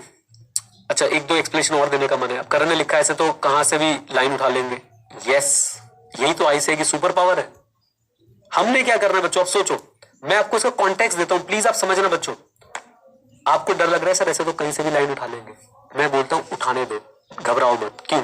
नंबर 1 भाई एमसीक्यूज आ रहे हैं 30 नंबर के. नंबर 2 अभी तक तो हमें पता है कि करेक्ट इनकरेक्ट आ रहे हैं 14 नंबर के. 44 नंबर का पेपर तो ये निकल गया साइड में. अब जो पेपर बचा है, आई एम श्योर आप खुद बताओ बच्चों, इस बात का आंसर दो. हमेशा लॉजिकली सोचो. इज इट पॉसिबल कि बचा हुआ पूरा का पूरा पेपर ऐसे ही बीच बीच में से लाइन उठा के पूछेंगे ना? नहीं, उसमें कुछ बच्चों डायरेक्ट क्वेश्चंस भी होंगे. और हम अपनी मेहनत भी तो करके जा रहे हैं. हम रीडिंग क्यों कर रहे हैं बुक की बार बार कि अगर कहीं से स्टेटमेंट से पूछ भी ले तो हम बच्चों उसको अच्छे से करके आ जाएंगे. अगर मैं आपको इसमें परसेंटेज वाइज बात करूं, मेरा कैलकुलेटर कहां चला गया. पहली बात तो आपका 50% पेपर ही बचा है मुश्किल से. उस 50% में से 50% डायरेक्ट आने वाला है. बच गया मात्र और मात्र आपका 25% पेपर. उस 25% में से बच्चों मान के चलो कि भाई 50-60% जो मेहनत कर रहे हैं वो भी तो रंग लाएगी. तो आपका वो बहुत मुश्किल से 5-10% का चांस रह गया कि कोई ऐसा स्टेटमेंट आपको बता देंगे जो शायद आपने रीड नहीं करा होगा. और स्टेटमेंट को रीड करके फिर अपनी जनरल नॉलेज के बेसिस पे आपको आंसर लिख के आना है. Be mentally prepare for this कि भाई कुछ क्वेश्चंस तो ऐसे आएंगे जो आपको देख के लगेगा है ये क्या है. ओके ओके, मेरे हिसाब से बच्चों जो लास्ट हमने 5-10 मिनट, ये 5 मिनट डिस्कशन किया बहुत इंपॉर्टेंट है. आपको इसको मार्क करके रख लो कि ऐसे 550 की वीडियो में डिस्कशन हुआ था. लिख के रख लो ये बात. ओके, आ जाओ जी प्लीज. नाउ कौन कौन से रिलेशनशिप, बहुत आसान है बच्चों, बहुत आसान है. अगर डायरेक्ट इनडायरेक्ट इक्विटी होल्डिंग है या फाइनेंशियल इंटरेस्ट है एंटिटी के साथ, तो बेटा हम मानेंगे कि भाई एक इंडिकेशन है कि क्या एग्जिस्ट कर सकता है, कंट्रोल या सिग्निफिकेंट इन्फ्लुएंस एग्जिस्ट कर रहा होगा. या फिर एंटिटी होल्ड करती है डायरेक्ट इनडायरेक्ट होल्डिंग किसी और एंटिटी में, तो ये भी एक क्या है, डायरेक्ट इंडिकेशन है कि आपका कंट्रोल या सिग्निफिकेंट इन्फ्लुएंस एग्जिस्ट करता होगा.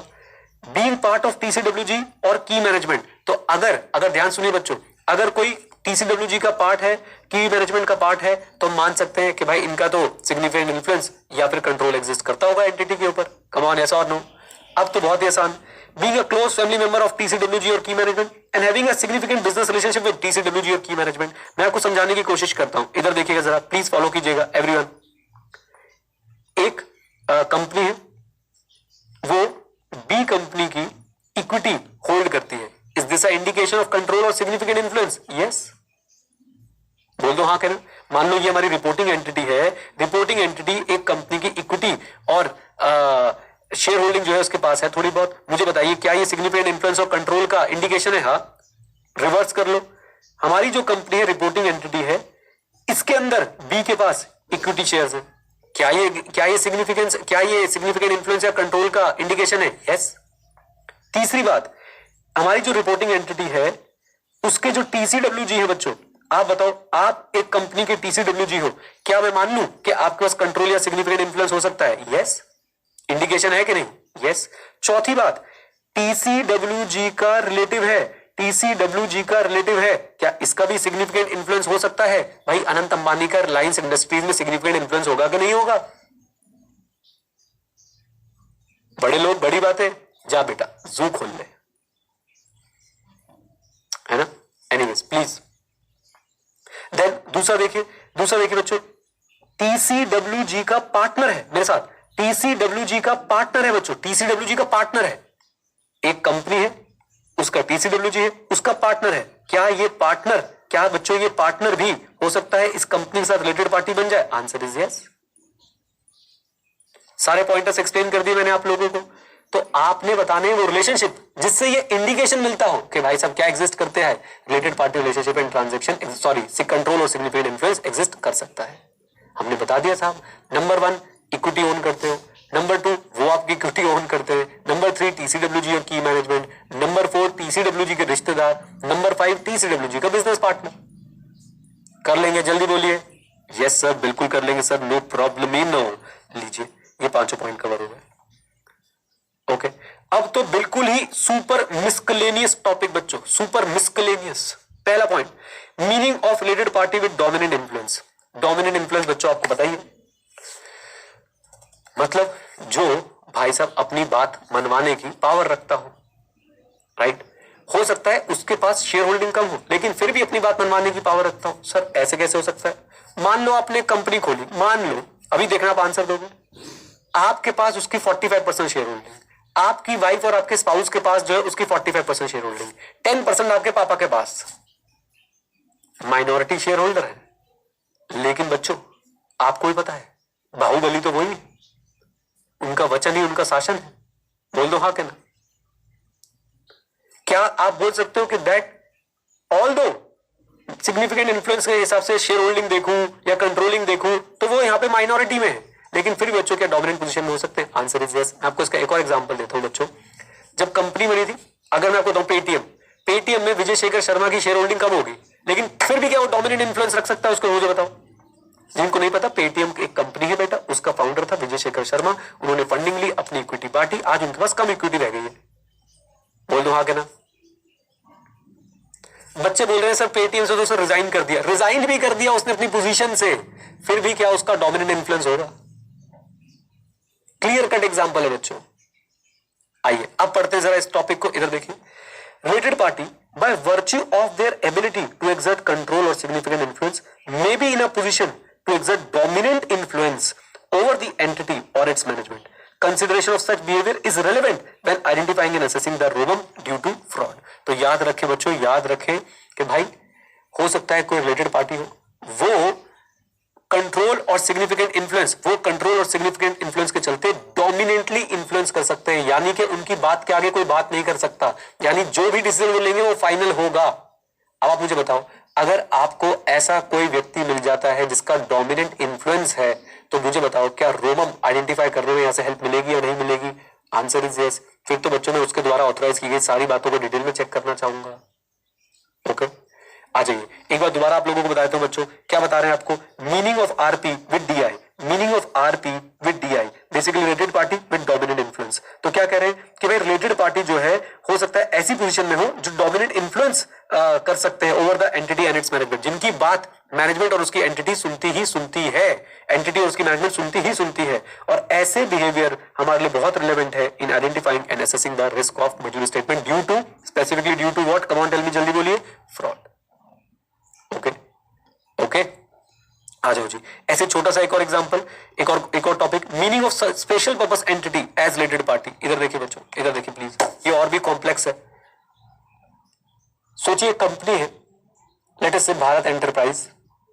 भारत एंटरप्राइज ने एक स्पेशल पर्पस एंटिटी बनाई, मतलब मैं यहाँ पे 2 मिनट रुक के आईसीआई से बात करना चाहता हूं, ये तो समझा दो बच्चों को स्पेशल पर्पस एंटिटी होती क्या? नहीं, वो नहीं समझाएंगे, बस special purpose entity related party कैसे होती है बता देंगे।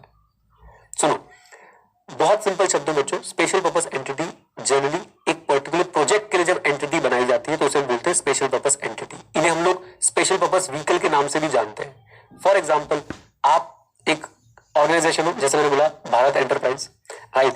अब भारत एंटरप्राइज जो है वो हाइड्रो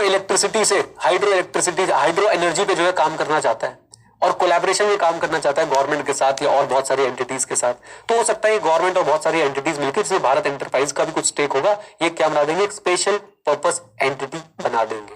बोलिए क्या बना देंगे, एक स्पेशल पर्पस एंटिटी बना देंगे कि हाइड्रो इलेक्ट्रिसिटी को हम कैसे जो है वो फायदा उठा सकते हैं इसका, और कैसे जो है वो कम पोल्यूशन के साथ अच्छी क्लीन एनर्जी जो है वो जनरेट कर सकते हैं। अब जरा ध्यान सुनिएगा, in some circumstances special purpose entity may be a related party. जरा ध्यान से देखना बच्चों, कहते हैं स्पेशल पर्पस एंटिटी आपकी रिलेटेड पार्टी हो सकती है because the entity may be in substance control it. अब इन सब्सटेंस कंट्रोल इट का मतलब क्या है, इधर देखो, शेयर होल्डिंग कम है मेरे साथ, शेयर होल्डिंग कम है लेकिन सब्सटेंस आपके पास है। सर सब्सटेंस क्या होता है, समझो बेटा इस बात को।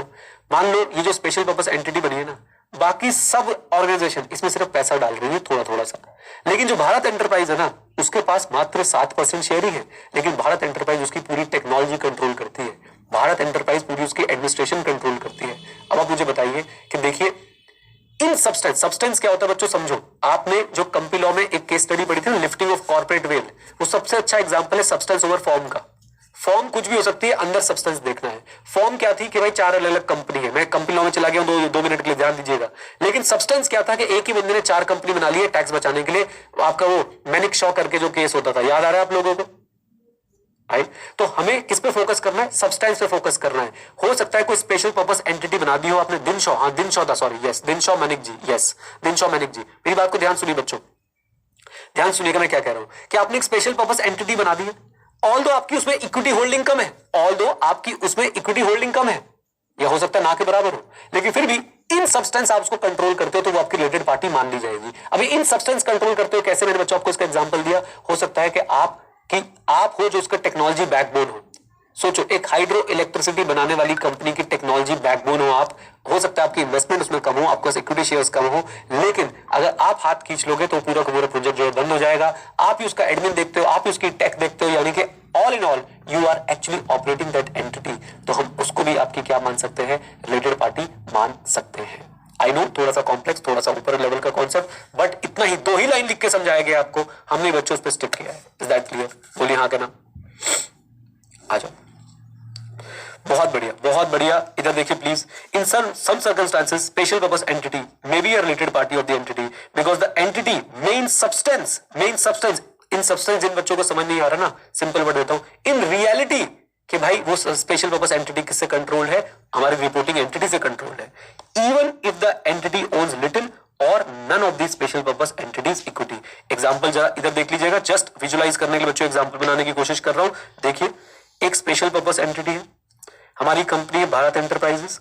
भारत एंटरप्राइज में इसके मात्र 3% इक्विटी है, लेकिन स्पेशल पर्पस एंटिटी की पूरी टेक, पूरा का पूरा एडमिन, पूरे के पूरे ऑपरेशंस कौन देखता है, भारत एंटरप्राइज देखता है। वैसे हमें ऐसा लग रहा है कि भाई साहब भारत एंटरप्राइज और एसपीई जो स्पेशल पर्पस एंटिटी है ये रिलेटेड पार्टी नहीं है, लेकिन क्योंकि इन सब्सटेंस सारा काम कौन देख रहा है, भारत एंटरप्राइज देख रहा है, तो क्या इसको इसके रिलेटेड पार्टी माना जा सकता है? आंसर इज यस, बिल्कुल माना जा सकता है। डन, ओके बोल दो। लीजिए बच्चों, तो यहां तक आके हमारा बच्चों मिसलेनियस टॉपिक ये वाला भी कंप्लीट हो जाता है। एंड मैं आपको एक बात बता दूं, ये सीए फाइनल में भी नहीं है, ये दोनों टॉपिक सीए फाइनल के अंदर भी नहीं है, लेकिन इंटरमीडिएट वालों को पढ़ाएंगे भाई। एनीवेज चलिए आखिरी पॉइंट बच्चों, आखिरी पॉइंट बहुत सिंपल है, ये भी सिर्फ और सिर्फ फ्लो देखना है इसका। आ जाओ, nature of related party relationship and transaction. हाँ जी, nature of related party relationship and transaction. आ जाओ मेरे साथ साथ, जल्दी जल्दी जल्दी। हाँ, एफएम में भी पढ़ा था, एसपीवी नितिन सर ने भी पढ़ाया था, बिल्कुल बिल्कुल उन्होंने इन्वेस्टमेंट के पॉइंट ऑफ व्यू से पढ़ाया होगा कि कैसे इन्वेस्टमेंट करने के लिए स्पेशल पर्पस व्हीकल्स जो है वो बनाए जाते हैं, है ना। आ जाओ मेरे साथ, लो भाई लो। आखिरी टॉपिक नेचर ऑफ आरपीआरटी। इसमें बच्चों आपको खुद ही जवाब दे देंगे, चैट बॉक्स में शुरू हो जाइए। मुझे बताइए क्या एक आरपीआरटी जो नॉर्मल कोर्स ऑफ बिजनेस में हुई है, क्या उसमें रोमम ज्यादा होगा? मुझे बताइए, कम ऑन, क्या एक आरपीआरटी जो नॉर्मल कोर्स ऑफ बिजनेस में हुई है, क्या उसमें रोमम ज्यादा होगा? मेरे हिसाब से बच्चों आंसर इज नो, उसमें रोमम ज्यादा नहीं होगा। It will carry almost the same risk of material statement as if it is a transaction with an unrelated party.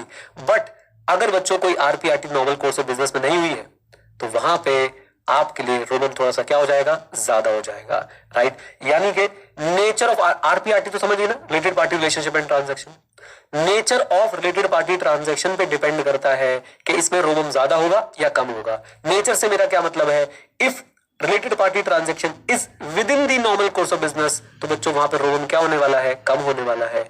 If it is outside the normal course of business, तो वहां पे Roman क्या होने वाला है, ज्यादा होने वाला है। मेरी बातों को ध्यान सुनिएगा, आप लोग जवाब देते जाइएगा। सुनो, एक रिलेटेड पार्टी रिलेशनशिप है जो बहुत ही कॉम्प्लेक्स स्ट्रक्चर के थ्रू अंजाम दी गई है। सर ये कॉम्प्लेक्स स्ट्रक्चर क्या होता है? कॉम्प्लेक्स स्ट्रक्चर ये होता है कि मैं एक कंपनी में कुछ परसेंटेज ओन करता हूं, वो फिर आगे 2 कंपनी में कुछ और परसेंटेज ओन करती है, वो फिर आगे 3 कंपनी में कुछ और परसेंटेज ओन करती है, वो फिर वापस आके जो है भाई साहब एक पर्टिकुलर कंपनी में सारी कंपनीज कुछ कुछ परसेंटेज ओन करती है, उस कंपनी में मैं भी कुछ ओन करता हूं। सर ये क्या कह दिया आपने? बच्चों ये क्लियर कट इंडिकेशन है कि मैंने लेयरिंग कर रखी है और मैंने बड़ा कॉम्प्लेक्स स्ट्रक्चर बना के अपने पैसे को इधर उधर जो है वो फैला रखा है, और मैं उससे टैक्स बचाने की कोशिश कर रहा हूँ, हो सकता है, या मैं उससे किसी तरह की फ्रॉड करने की कोशिश कर रहा हूं। तो वहां पे अपने आप ही बच्चों अगर इस तरह की रिलेटेड पार्टी रिलेशनशिप ट्रांजैक्शन है तो रोम क्या होने वाला है, हाई होने वाला है। Is that clear? बोलो हाँ कहना। इधर सुनिए, सेकेंड बात, मेरा जो इंफॉर्मेशन सिस्टम है, सिंपल भाषा में समझ लीजिए इंटरनल कंट्रोल है, वो ऐसा है कि भाई वो आइडेंटिफाई नहीं कर पाता रिलेटेड पार्टी रिलेशनशिप और ट्रांजैक्शन, कोई प्रॉम्प्ट ही नहीं देता, कोई मुझे वो इनपुट्स ही नहीं देता related party relationship and transaction को लेके। रिस्क बताइए कैसा होने वाला है, आप लोग खुद ही जवाब दिए जा रहे हैं, हाई होने वाला है। Is that clear? बोलो हाँ कहना। थर्ड पॉइंट हम पहले ही पढ़ चुके हैं, अगर एक आरपीआरटी करी है उसके टर्म्स एंड कंडीशन मार्केट के टर्म्स एंड कंडीशन से अलग है, अगर एक रिलेटेड पार्टी ट्रांजैक्शन करी है उसके टर्म्स एंड कंडीशन जो है मार्केट के टर्म्स एंड कंडीशन से अलग है, रोम कैसा होने वाला है, हाई होने वाला है। क्या समझना है बच्चों ने इस टॉपिक में, पूरे टॉपिक में हमें सिर्फ एक बात समझनी है, क्या हर आरपीटी में रोमम सेम होता है? आप बताइए, हर आरपीटी में रोमम सेम होता है? Answer is no. जो आरपीटी हो रही है नॉर्मल कोर्स ऑफ बिजनेस में, जो आरपीटी हो रही है नॉर्मल कोर्स ऑफ बिजनेस में, उसमें रोमम कैसा होने वाला है, कम होने वाला है, उसमें सिमिलर रहने वाला है जैसा आपकी नॉर्मल ट्रांजैक्शन में रहता है। लेकिन जो आरपीटी, 3 तरह की आरपीटी आपको बताई, पहली आरपीटी जो कॉम्प्लेक्स स्ट्रक्चर बना के की जा रही है, लेयरिंग ऑफ ऑर्गेनाइजेशन बना के की जा रही है। लेयरिंग समझ गए कि मैं किसी कंपनी को ओन करता हूं, वो किसी कंपनी को ओन करते हैं, हम सब मिलकर एक कंपनी के अंदर इन्वेस्ट कर रहे हैं, उससे उधार दिलवाया जा रहा है। अडानी एक क्लासिक एग्जांपल बच्चों लेयरिंग का, Adani group of companies.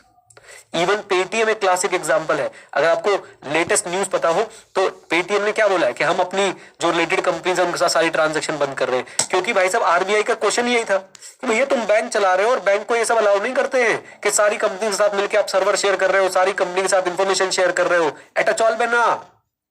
Hello, मतलब ये नहीं चलेगा। तो आप ये बात समझे बच्चों, अगर लेयरिंग है, कॉम्प्लेक्स स्ट्रक्चर बना रखे हैं, रोमम ज्यादा है। दूसरी बात मैंने आपको क्या बताई, आपका इंफॉर्मेशन सिस्टम आउटडेटेड है, आपका इंफॉर्मेशन सिस्टम आपको रिलेटेड पार्टी रिलेशनशिप ट्रांजैक्शन पे कोई भी गाइडेंस नहीं देता है, आपका रोमम हाई है। और साथ साथ में अगर outside normal course of business है तो रोमम हाई है ही। Is that clear? बोलो हाँ कहना। लीजिए, ये बच्चों टॉपिक जो आपने बहुत आसानी से मेरे साथ पढ़ लिया। देखिए अब सिर्फ रीडिंग बची है, इधर देखो please. Many RPT are in the normal course of business, ऐसी आरपीटी में रोमम कैसा होने वाला है, नॉर्मल होने वाला है। देखो जरा क्या लिखा है, इन such circumstances they may carry no higher ROMM of financial statement than similar transaction with unrelated party.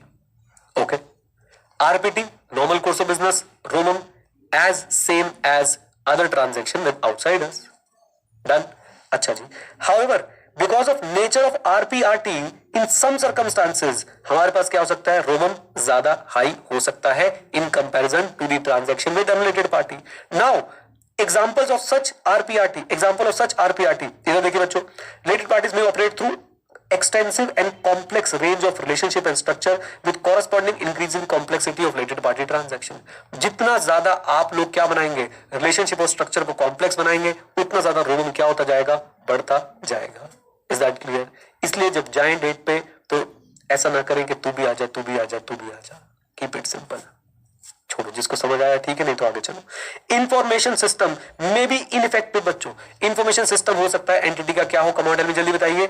Ineffective हो किस लिए? In identifying, summarising transaction and outstanding balance between the entity and its related party. In short information system आपको कोई inputs नहीं देता है आरपीआरटी को लेके। RPT may not be conducted under normal market terms and condition. For example, some related party transaction may be conducted with no exchange of consideration. Is it possible? बेटा time of supply याद करो, time of supply आप लोग याद करो। वहां पे आप लोगों ने पढ़ा है ना कि एसोसिएटेड एंटरप्राइज के केस में टाइम ऑफ सप्लाई निकालने का अलग ही फॉर्मूला दे रखा है। क्यों दे रखा है? वहां पे एक्सचेंज ऑफ कंसिडरेशन ही नहीं होती। जीएसटी में टाइम ऑफ सप्लाई में, एसोसिएटेड एंटरप्राइज के केस में टाइम ऑफ सप्लाई निकालने का अलग ही आप लोगों को जो है वो क्राइटेरिया दे रखा है, क्योंकि हो सकता है वहां पे कंसिडरेशन हुई ना, एक्सचेंज। Is that clear? बोलो हाँ के ना। इजी लीजिए, ये बच्चों हमारा नेचर ऑफ आरपीटी भी हमारा यहाँ पे आके हो जाता है कंप्लीट।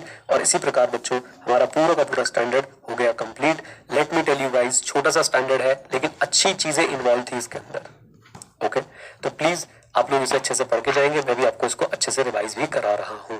ओके बोल दो यस सर। चक लीजिए, इससे पहले बच्चों कुछ क्वेश्चंस कर लेते हैं। ये आपका एसए 550 से रिलेटेड क्वेश्चन है, इधर देखिए। Many related party are in the normal course of business. However, the nature of related party relationship and transaction may in some circumstances give rise to higher ROMM of the financial statement and transaction with unrelated party. Give few example of such area.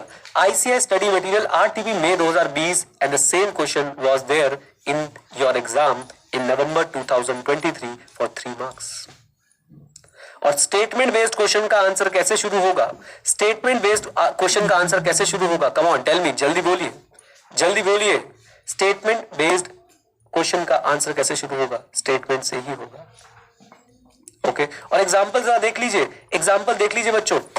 Same बात लिखी है, many related party transaction in the normal course of business. In such circumstances they may carry no higher ROMM of financial statement than similar transaction with unrelated party. In simple words, उनका ROMM similar रहने वाला है with the transaction with unrelated party. However, nature of related party relationship and transaction in some circumstances may give rise to higher ROMM in comparison to the transaction with unrelated party. Now, what are the examples? Number 1, related party may operate through an extensive and complex range of relationship and structure. इसको mark कर लीजिए, extensive and complex range of relationship and structure. Right. दूसरा क्या था बच्चों आपका? Information system क्या हो सकता है? इनइफेक्टिव हो सकता है। और तीसरा क्या था बच्चों? RPT may not be conducted under the normal market terms and condition. For example, RPT may be conducted with no exchange of consideration. बताइए बच्चों, ये क्वेश्चन आप सोच के देखिए, जब एग्जाम में आया होगा और जो बच्चे 550 छोड़ के गए होंगे उन्होंने क्या किया होगा भाई? वो ये सोच रहे होंगे आउट ऑफ कोर्स है, आउट ऑफ कोर्स है। कराएंगे, लिखाएंगे क्वेश्चन, जल्दी बताइए। Writing practice homework number 1। अच्छा जी, how can auditor verify the existence of RPRT? I say study mat, RTP November 2021, MTP November 2023 4 number का, और सजेस्टेड आंसर 2024-2025। समझे मैं क्या कहना चाह रहा हूं? फ्री के नंबर बच्चों, फ्री के नंबर। एक बार ये बड़े वाला क्वेश्चन पढ़ देता हूं, कैसे आप लोगों से क्वेश्चन पूछा जाता है। देखिए इधर देखिए, प्लीज देखिए। The auditor has a responsibility to perform audit procedure to identify, assess and respond to the risk of material misstatement. ठीक है जी, ऑडिटर की रिस्पॉन्सिबिलिटी है टू परफॉर्म ऑडिट प्रोसीजर ताकि वो आइडेंटिफाई, असेस और रिस्पॉन्ड कर पाए ROMM arising from the entity's failure to appropriately account for related party relationship and transaction and balances. During the audit, the auditor should maintain alertness for related party information while reviewing records and documents. He may inspect the record or document that may provide information about the related party relationship and transaction. Explain in detail with example. Statement based question है। देखिए statement से during the audit से शुरू कर दिया, और उसके बाद बच्चों अगर आपको याद हो, ये 12 पॉइंट्स हमने बहुत अच्छे से पढ़े थे। बता दो याद आ रहे हैं कि नहीं आ रहे हैं? Come on, come on sir, थोड़ा सा जूम कर दो। ओके, जूम करने की कोशिश करते हैं। लीजिए, कैसे थे बच्चों? लॉ वाले 4 थे। लॉ वाले 4 क्या क्या थे? Income tax, regulator, security regulator and conflict of interest की आपकी स्टेटमेंट। याद आई बातें? Contract, contract, contract, invoice. पहला कॉन्ट्रैक्ट कौन सा था? मैनेजमेंट और टीसीडब्ल्यूजी के साथ। दूसरा कॉन्ट्रैक्ट कौन सा था हमारा? Not in ordinary course of business. तीसरा कॉन्ट्रैक्ट था नेगोशिएशन, और इनवॉइस था आपका प्रोफेशनल एडवाइजर का। फिर बच्चों कागज, इंटरनल ऑडिटर की रिपोर्ट थी, रजिस्टर ऑफ शेयर होल्डर था, आपका लाइफ इंश्योरेंस पॉलिसी थी, और रजिस्टर ऑफ इन्वेस्टमेंट था। क्या बोलती पब्लिक? बोलिए, आ जाओ जी। कॉन्फिडेंस आ रहा है? ऐसे क्वेश्चन आएंगे, कर लोगे? और एक बात बच्चों, क्योंकि अभी कुछ बच्चे हमारे साथ बैठे हुए हैं जिन्होंने पहले भी क्लासेस ले रखी थी। आप बताइए, आप पहले पेपर दे के आए थे, आपने पेपर में इस क्वेश्चन को देख के क्या किया था बेटा? आपने पेपर में इस क्वेश्चन को देख के क्या किया था, मुझे बताइए। क्या आपने अटेम्प्ट किया था? प्लीज मुझे शेयर कीजिए ना बच्चों, मैं आपसे जानना चाहता हूं आपने अटेम्प्ट किया था कि नहीं। जो बच्चे पहले पेपर दे के आए हैं, क्या उन्होंने क्वेश्चन अटेम्प्ट किया था? और किया था तो मुझे बता दीजिए कि, बल्कि आई शुड से, क्या आपने कवर किया था क्वेश्चन अपनी क्लासेस में?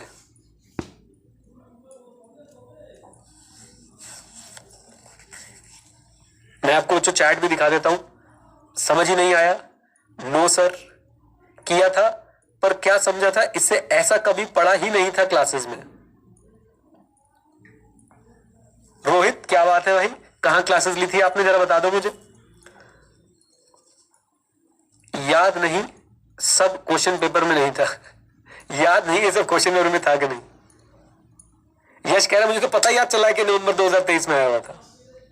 ये देखो, रोहित को इस आंसर में कितने मार्क्स मिले थे? 3 नंबर मिले थे। कितने नंबर का क्वेश्चन है? 3 नंबर का क्वेश्चन है।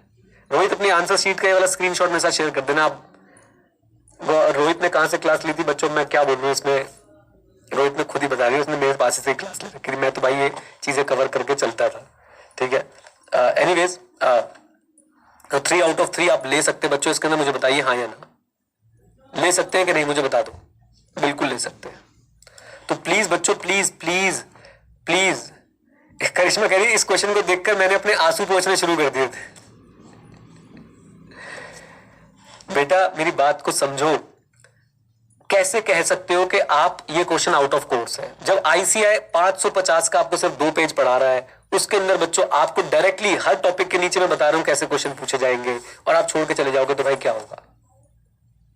एनीवेज चलिए, एक क्वेश्चन शायद और बचा था हमारे पास, इसको भी पढ़ लेते बच्चों, देख लेते हैं। ये वाला पोर्शन बच्चों अब आपके कोर्स में है नहीं, ये पहले ओल्ड कोर्स के अंदर ये पोर्शन आपके कोर्स के अंदर कवर था। ये चीजें आप अगर मेरी ओल्ड कोर्स की बुक में देखेंगे तो उसमें कवर्ड है।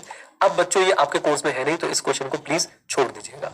मैं फिर भी इसके ऊपर एक बार रिसर्च कर लूंगा। अभी के लिए for the time being I am sure कि ये अभी आपके कोर्स का पार्ट नहीं है।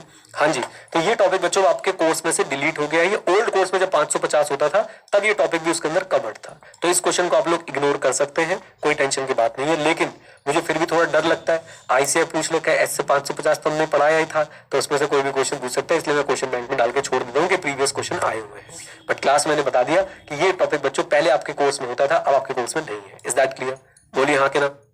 लीजिए, ये क्वेश्चंस हो गए। आओ करेक्टिंग करो भी देते थे। All the entities that are under all the entities that are under common control by a state are considered as related party. ये तो तुम्हारे भाई ने क्वेश्चन बना के दिया था तुम्हें, बताओ पढ़ा था कि नहीं, बता दो जरा जल्दी से।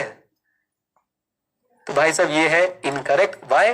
क्योंकि भाई साहब कॉमन कंट्रोल में तो है, हम उन्हें रिलेटेड नहीं मानेंगे जब तक सिग्निफिकेंट ट्रांजैक्शन ना हो या जब तक शेयर ना करते हो रिसोर्सेज सिग्निफिकेंट एक्सटेंट तक।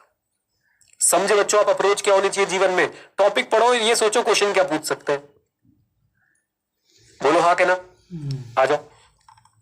Then in the context of related party the potential effect of, oh my god बच्चों ये क्वेश्चन ना आपका ऐसे 200 से कनेक्टेड है, ये 200 से कनेक्टेड है। और अगर आपने पहले ये चीजें अच्छे से कवर होती थी आपके सिलेबस में, अभी नहीं होती है कवर, बट फिर भी आप जनरल बेसिस बता सकते हो। In the context of related party potential effect of inherent limitation on auditor's ability to detect middle statement are greater. क्या कह रहे हैं कि रिलेटेड पार्टी के केस में जो इनहेरेंट लिमिटेशन होती है ऑडिट की, उनका इंपैक्ट ज्यादा आता है the ability to detect middle statement पे, यानी कि ऑडिटर थोड़ा कमजोर पड़ जाता है रिलेटेड पार्टी के केस में मिसस्टेटमेंट डिटेक्ट करने के लिए। बताइए हाँ या ना। इंग्लिश से बीट करने की कोशिश कर रहे हैं, आपको कॉन्सेप्ट आपको पता है। अगर मैं आपसे एक बात पूछूं, कहां मटेरियल मिसस्टेटमेंट डिटेक्ट करना आसान होगा, अनरिलेटेड पार्टी में या रिलेटेड पार्टी में? जवाब दीजिए। अनरिलेटेड में या रिलेटेड में? कहां आसान होगा, कहां आसान होगा, कहां आसान होगा? आंसर इज अनरिलेटेड पार्टी में ज्यादा आसान होगा। और देखिए उसी का उल्टा ये लोग पूछ रहे हैं, उसी से रिलेटेड बात ही पूछ रहे हैं। यही तो कह रहे हैं कि भैया रिलेटेड पार्टी में मिसस्टेटमेंट डिटेक्ट करना थोड़ा मुश्किल होगा। आप बताइए। यस मुश्किल होगा, बोल दो हाँ कहना। लीजिए बच्चों, तो ये एक अच्छा क्वेश्चन है, ऑल्दो ये भी ओल्ड कोर्स के कंटेंट से बिलोंग करता है। ऐसे 200 में बच्चों इनहेरेंट लिमिटेशन भी इन्होंने इस बार बदल दी है, बट फिर भी मैं आपको मोटिवेट करूंगा कि आप पढ़ के जाएंगे। ओके आ जाओ, एक और क्वेश्चन देख लेते हैं। An auditor find during the course, okay, of an audit that entity has entered into many related party relationship. Which of the following statement is true? The risk that management may override control in respect of related party relationship is lower. क्या बात कर रहे हो? No. The risk that management may override the control in respect of related party is higher. This seems to be right अभी तक के लिए. There is no effect of risk on the risk that management में ना effect तो पक्का है. Risk of overriding of control by management has no relationship. हाँ, तो सी और डी तो सेम ही है, तो B is the right answer. Why? क्योंकि भाई अगर रिलेटेड पार्टी रिलेशनशिप है तो वहां पे ओवरराइड ऑफ कंट्रोल आसानी से किया जा सकता है by management. You can connect this with inherent limitation of internal control. Done? बोलिए, मजा आया बच्चों? कॉम्प्रिहेंसिवली कंप्लीट कर लिया हमने इस एस्से को. अब आप प्लीज एक मिनट बैठ के सोचिए बच्चों, कोई तो लॉजिक, कोई तो रीजन मेरे मन में रहा होगा ना. मैंने एस्सेस को लास्ट में करा रहा हूँ, इनका कहीं कोई एज सच बहुत बड़ा कनेक्शन नहीं है. छोटे छोटे से टॉपिक है, बीच में अगर मैं आपको पढ़ाने बैठ जाता आप गिव अप कर जाते ऑडिट में. अब प्यार प्यार से कवर हो रहे हैं, आपको ऑडिट की पूरी नॉलेज है, सारा आइडिया है, आराम से आप लोग चीजें कर पा रहे हैं, है ना. चलिए जी, तो ये रही बच्चों आज की क्लास. अब करते हैं क्या? रिवीजन. बोलिए क्या करने वाले हैं? रिवीजन. आ जाओ मेरे साथ प्लीज.